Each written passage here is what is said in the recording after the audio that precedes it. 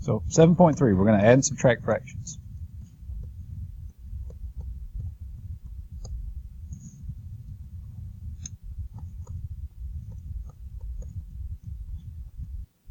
And for the very first part of this one, the first couple of things we're going to look at is really not even doing anything with addition and subtraction on this one. It's more of just getting us ready to do the addition and subtraction. So the very first problem that you're going to get is it's going to ask you to find the least common denominator.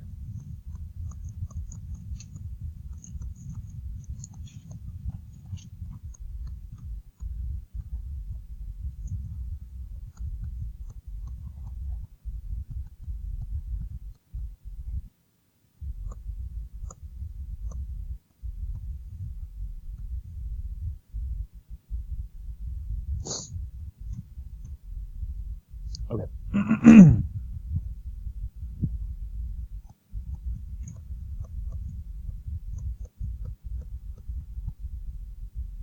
Well, let's just start with 2 for now. So say you've got 5 over 12 and 1/4. Well, we can go ahead and put the last one there. 3/8. And there's all kinds of different ways you can go back and get the least common denominators. Probably the one way that most everybody remembers is you would take the denominators that you have and just start listing all the multiples. Start with 4. Go through all the multiples you can think of. Get a few of them in there. Do the same thing with the 8.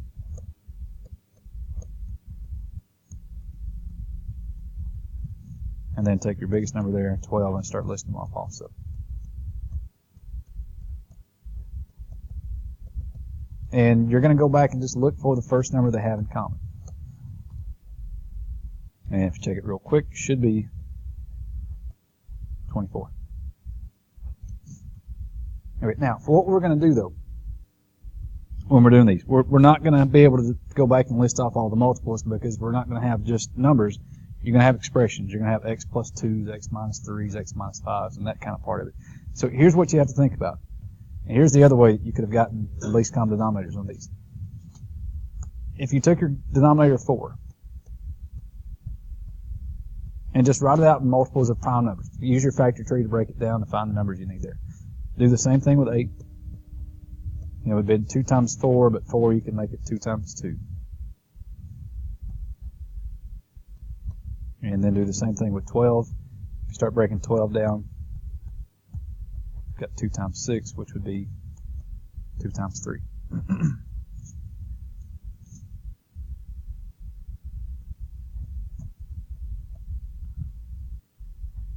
Okay, so what you have to do is if you have, take your denominators that you have, and when we start doing the fractions with these, it's going to be the same way. You take whatever your denominators are, you break them down as much as you can. You factor them. Get them down so you got it factored as much as you possibly can. And then circle what they have in common. All of them have a 2, so we'll put the 2 in there. They'll have another 2 that's in common. And then basically what it is once you've taken out everything they have in common, they all have a 2, so we'll take that part of it out. They all had a 3, we'll take that out. And then anything that's left over, just write down what's left over and then go back and multiply all those parts together.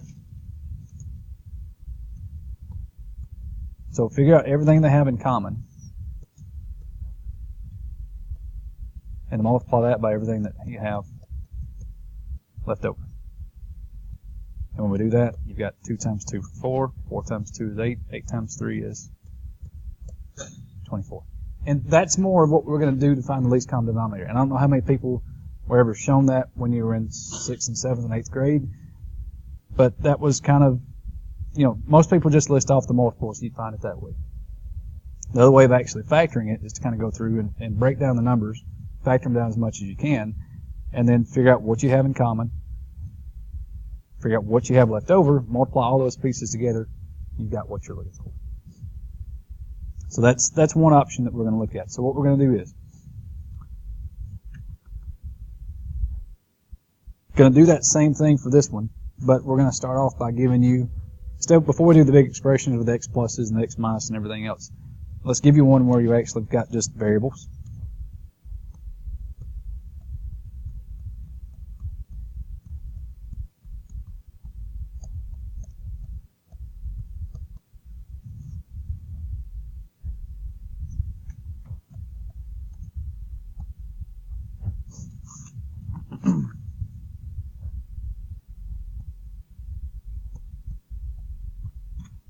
So let's go with 2v to the 7th x, then 5 v to the 3rd, x to the 4th, and u to the 8th.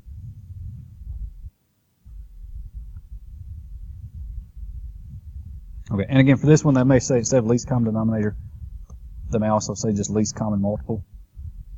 Pretty much interchange. The only difference is with the multiples, you're not necessarily worried about a fraction part. They just give you the numbers and say, all right, let's find out what they have in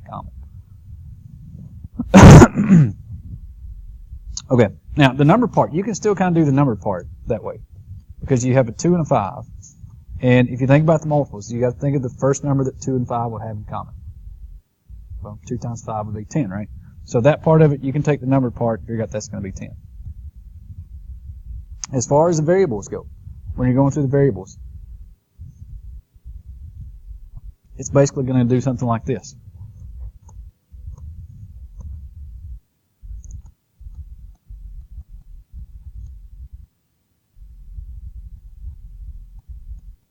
Just take the largest exponent.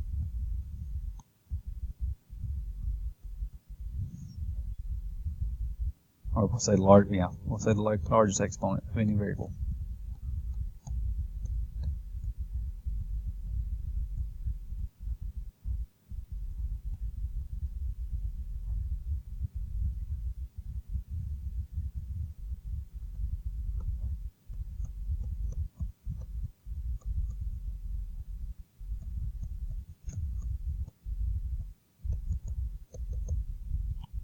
Okay, so if we're going least, and again, you got to kind of work. This is where you have to kind of focus on the English part of it. That, you know, the least in common. Most times people think about the least. Well, that's the adjective. It's the multiple part. And if you multiply, you generally get bigger. So as you're going through these, think about that it's the multiples, which is denominator, almost kind of interchangeable there. That if you're thinking multiples, you've got to get bigger as you go along. So when you've got v to the 7th and v to the 3rd, well, take the bigger variable. That's v to the 7th. You've got x basically to the 1st and x to the 4th. So take x to the 4th. You've got a u8 here and nothing here, so you still take the bigger power and take it as u to the 8th.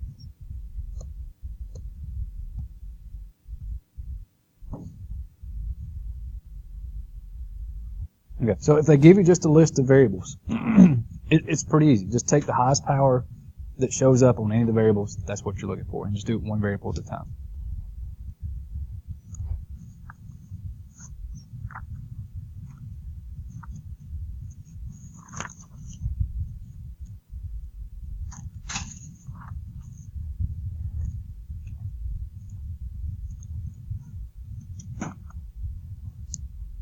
Okay, now here's the big part. Here's where they're kind of going to on the rest of this. Those are all kind of warm-ups just to get you thinking about what we're doing here. Here's the biggest thing they're looking at.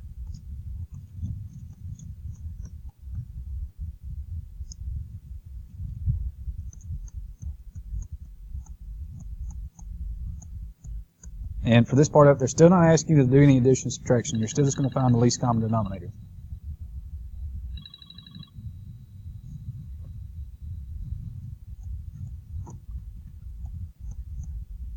Seven over x, and we'll go with 5 over 5x plus 4.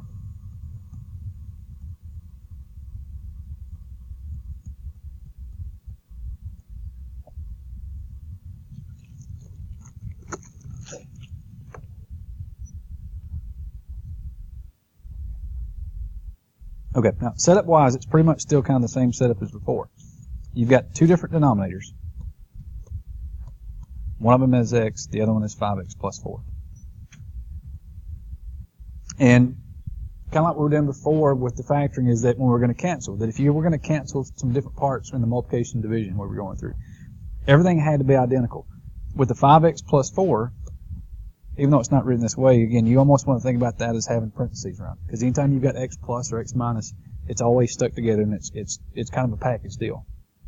So if they ask you to find the least common denominator and these two things are different, that's going to be your least common denominator. That's going to be 5x plus 4.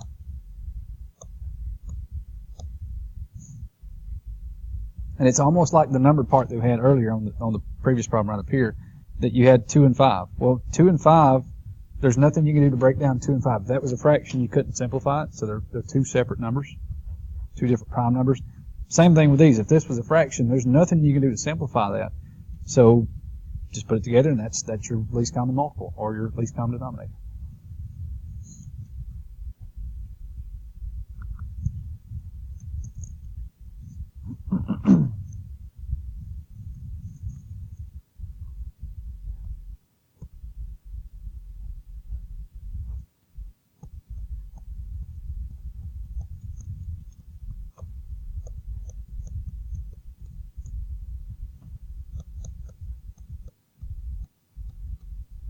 Okay, so as they start getting, and again, they'll get a little bit tougher as we go along, so just before we get too far, we'll go ahead and say what we need here. To find the least common denominator of expressions.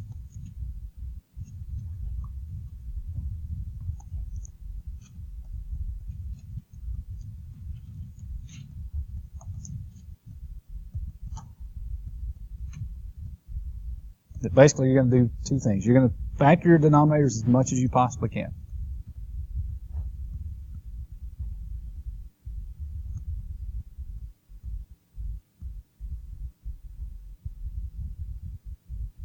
And then once you've factored them as much as possible, it's kind of like the other part. You take the highest power of every expression that's there.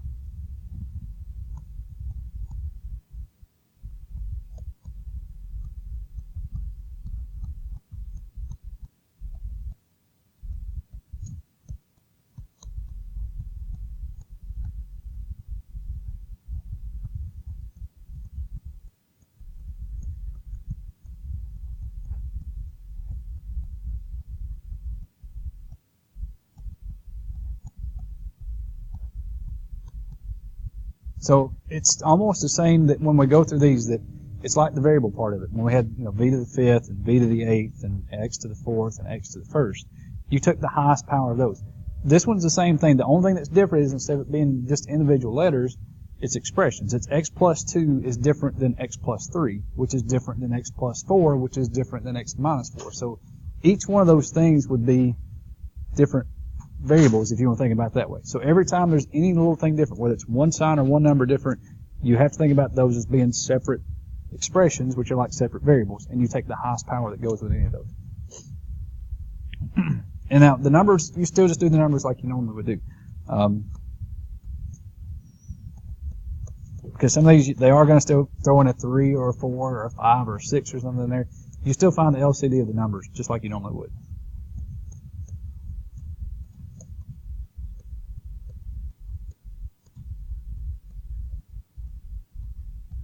So we'll say, if they do happen to throw out a 2 or a 3 or a 6 or something like that, go ahead and find the LCD of the numbers that they have separate from the expressions, just like you normally would.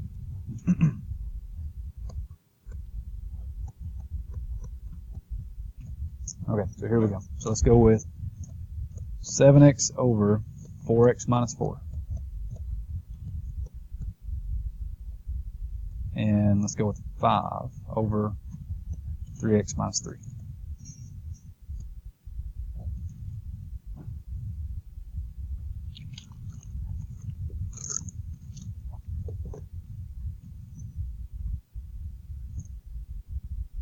Okay, so when you have expressions on the bottom, you got 4x minus 4, 3x minus 3. First thing you go do is just to factor this thing off.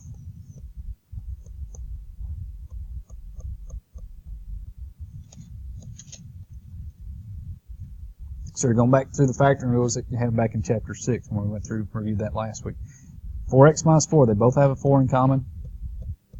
So take that out and they'll leave you with an x minus 1. Factor out 3x minus 3, divide them both by 3. With 3x minus 1. So they both got an x minus 1, so we have to put the x minus 1 in there. And it's almost one of those that whenever you take out the common factor that we have, that basically, just kind of cross over that part. Get rid of it. And then tell me what you've got left over. 4 in the first one, 3 in the second one, right? So then you would multiply all those pieces together. So if you tell me what they have in common, bring in the leftovers and multiply it all together.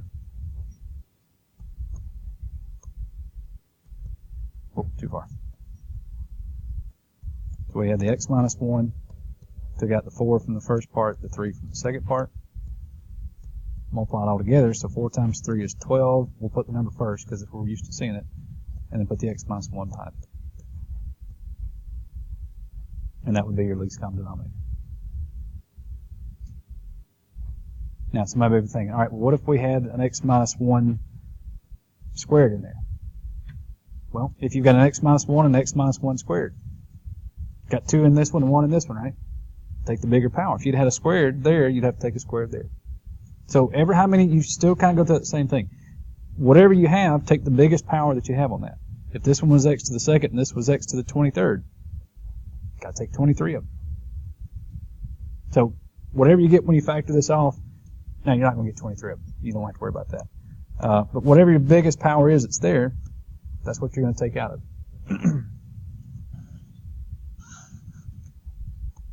And if that had been an x plus 1 and that was an x minus 1, well, down here you'd have to put an x plus 1 and an x minus 1. So basically it's this thing. Whatever shows up in your denominator, when you factor it out as much as you can, you basically got to have a little bit of everything. If it shows up in your denominator, you got to have it in your least common denominator.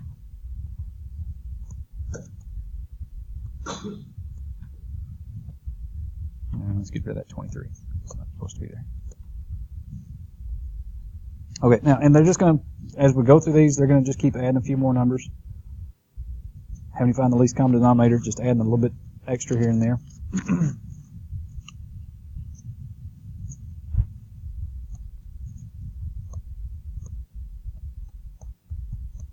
Let's give you one that gets a little bit more complicated here. Let's go with x plus 3 over 2x minus 6.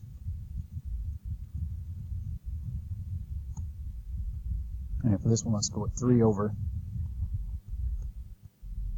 x squared minus x.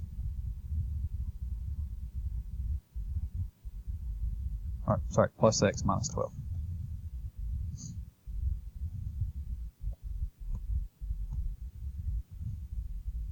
Okay, and still the same direction. Just find the least common denominator. Still not going to do any addition or subtraction just yet.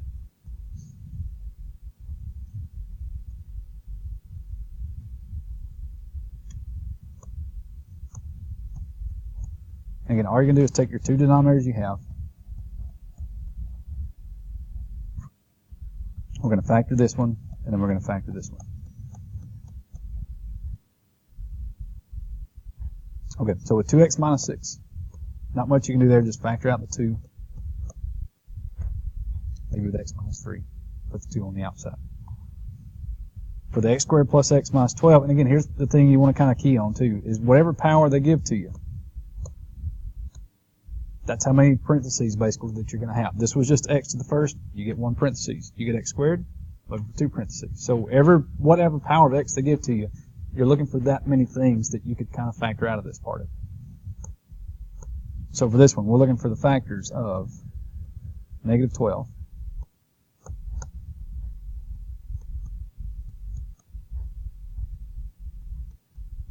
and we're looking for a pair where the sum is going to equal positive 1. Because we've got basically the 1 that you'd have in the middle there. Okay, and there's not that many. You've got 1 and 12, 2 and 6, or 3 and 4. And since the number's 1, the only way you can get 1 is you got to use 3 and 4. Again, the b term, whatever that sign is, it always goes with the bigger number.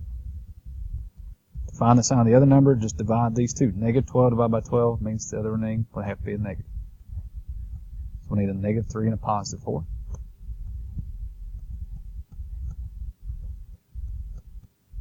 So we've got an x minus 3 and an x plus 4. Okay, and for least common denominator, tell me everything that you found when you factor these. Got a 2, got an x minus 3, and you've got an x plus 4. So even getting the least common denominator, when they get to the expression part of it, it's still factoring. Take the denominators you've got, factor them out as much as you possibly can, and then just go back and tell me everything that shows up in the denominator. Again, if we had factored this one off and there had been an x minus 3 squared, you would need an x minus 3 squared there to go with it. So whatever, if you happen to have more than 1, just take the extras that goes with it there. If You're always still going to have to take the highest power that shows up when you have to go through and factor.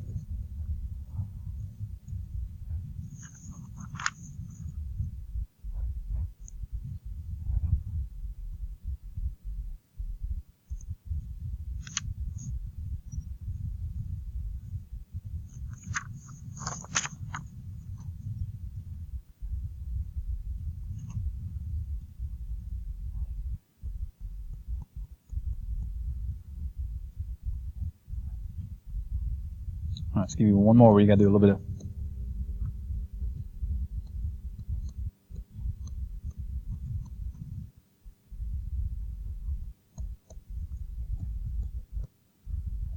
A little bit of bottoms up, a little bit of AC method.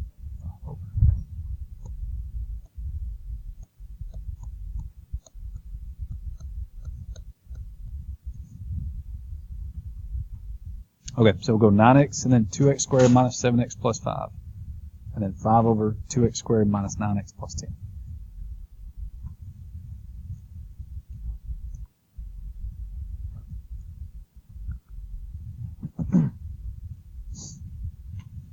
Okay, same thing. Still finding the least common denominator, so you're still just going to factor.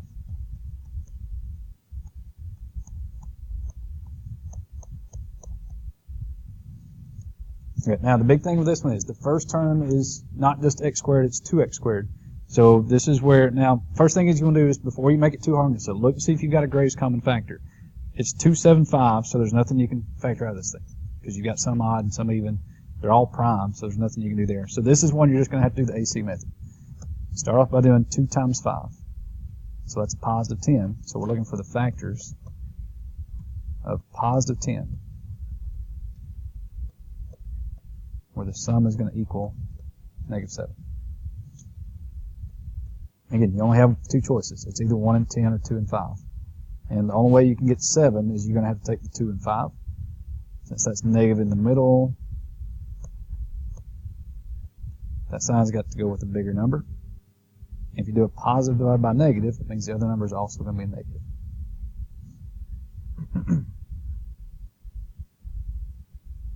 Okay, now again, everybody may have something different that they go from here. You can either do the factor by grouping and replace the terms and go through that part of it. But if you do the bottoms up method, you're going to do the x minus 2 and do the x minus 5. The difference is because we multiplied by 2 in the beginning, we've now got to go back and divide by 2 to even this thing out. 2 divided by 2 is 1. 5 over 2, as far as you can go, right? It's in fraction form. So this is where we do the bottoms up, pull the 2 up in front of the x, and make it 2x minus 5. But now, you won't get a lot of those, but they're still going to give you some where you have to do the AC method, go back and work through this thing just because you got to have the practice, because those will keep popping up. We'll do the same thing on the second fraction, 2x squared minus 9x plus 10.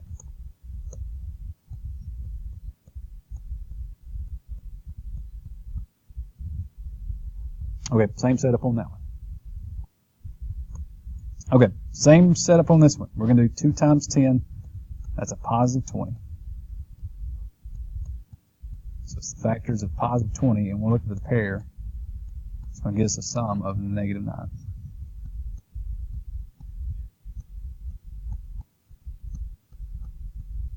And again, there's not as many as you think with 20. It's either 1 and 20, 2 and 10, or 4 and 5. And once you've got the numbers, everything keys on the signs. Since that B term was negative, that sign always goes with the bigger number. Then positive divided by negative means the other one also has to be a negative. So the pair that exists to negative 9, it's got to be the 4 and 5.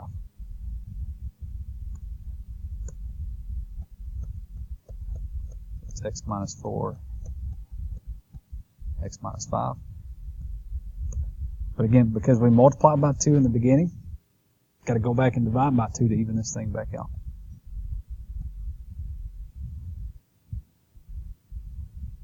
Four divided by 2 is 2. 5 over 2, back to this situation, right? It won't simplify, so pull the 2 up in front of the x and make it 2x minus 5. Okay, so the 2 original denominators that we had, we factored them off is these two things. So then go back and tell me, all right, what's everything that shows up in the denominators now that we got it factored? You got an x minus 1, an x minus 2, and a 2x plus 5. So all that's going to be your least common denominator. So x minus 1, 2x minus 5, and an x minus 2. And the order does not matter, no matter which one you put first, whichever one you put last. It's not going to, his feelings hurt, doesn't matter either way. Just put them in there and it's okay.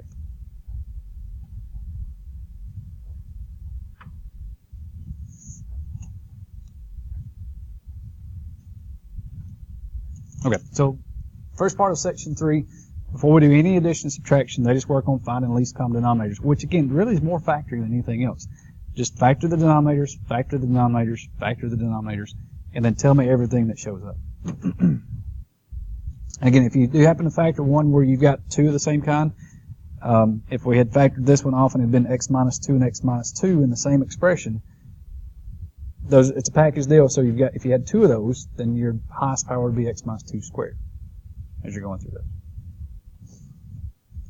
Okay, so once they've worked on finding the least common denominator, still kind of easing us up to this one. They're going to ask you to write the equivalent expression.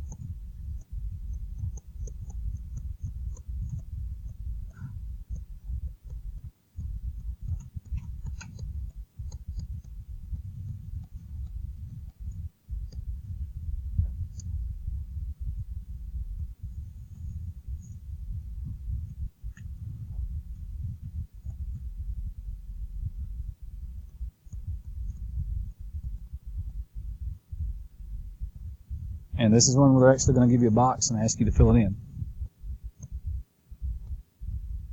So we're going to have 5 over 4x equals a box and then 20x to the fifth. So here's one where they started off with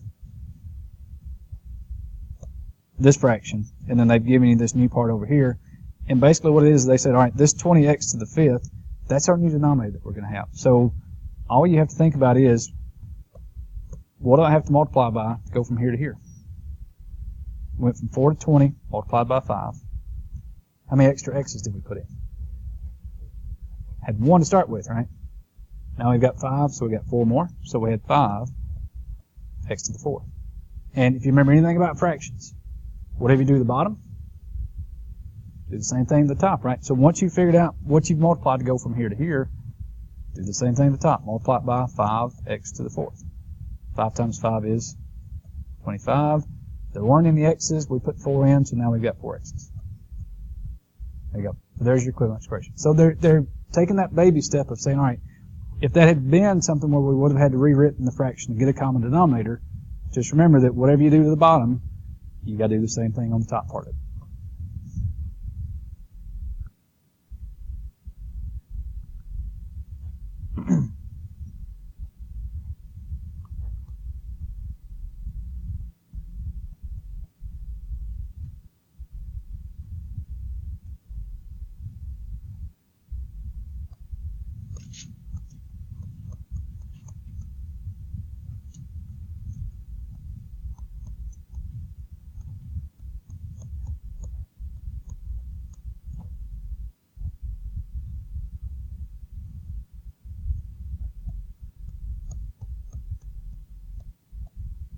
Okay, so you've got 9x over 9x minus 4. Got our box on top. We've got 54x minus 24 on the bottom.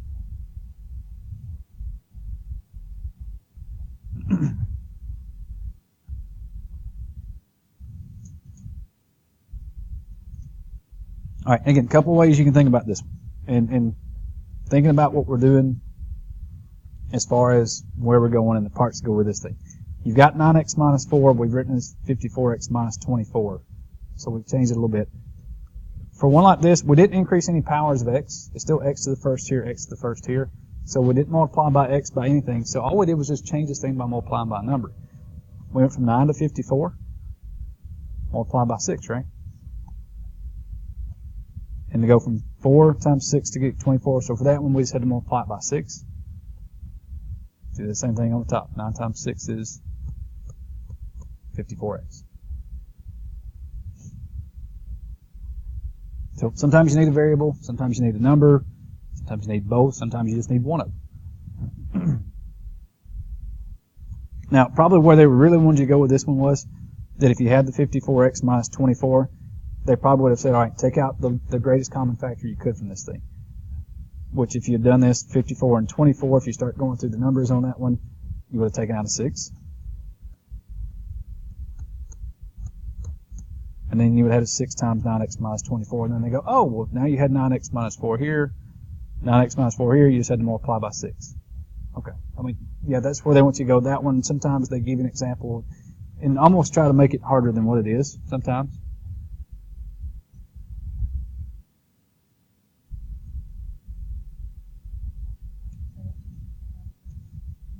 Mm-hmm. Yeah, in that case, since they didn't increase any powers of x, they just had to multiply it by something. So you can basically just take 54 and divide it by 9 to figure out that 6. So then you had to multiply by 6 to get across. Or you can take the last number. 24 divided by 4 is still within 6. Yeah, it doesn't really matter in that case.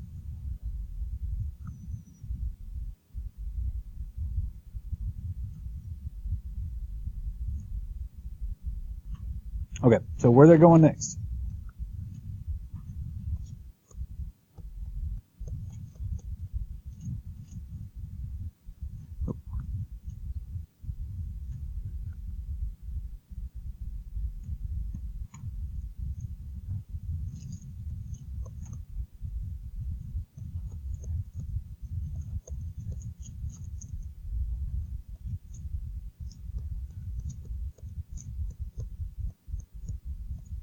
Is they'll do something like this, where now we're going to do more than just multiplying it by a number on the bottom. We've got 2x over x plus 1. And then on the other part of it, we've got the box on top. On the bottom, we've got x minus 1 and x plus 7.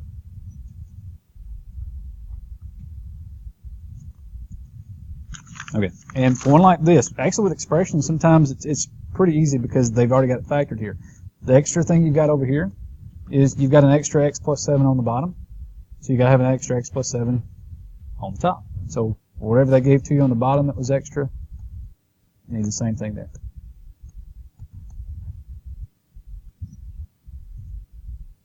And it would almost been like if they had this part of it here written on the top part up here, you know, if they had gone back and had that as, you know, 6 times 9x minus 4, well then you could have seen that, all right, I had the 9x minus 4, I've got another 9x minus 4, they just put the 6 on the bottom extra. I need a 6 on the top.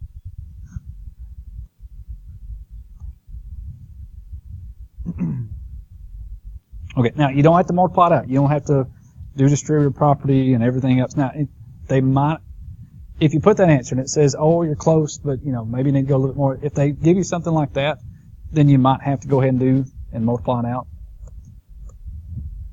So if you do 2x times x, that'd be 2x squared.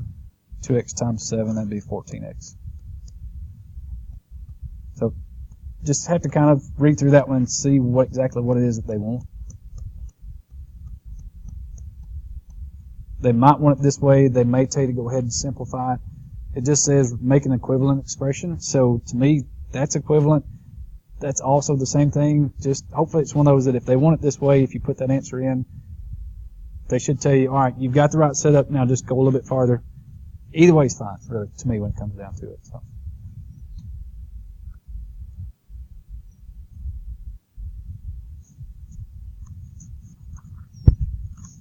Okay, and that's 7.3. It's all just, and again, no addition, no subtraction yet.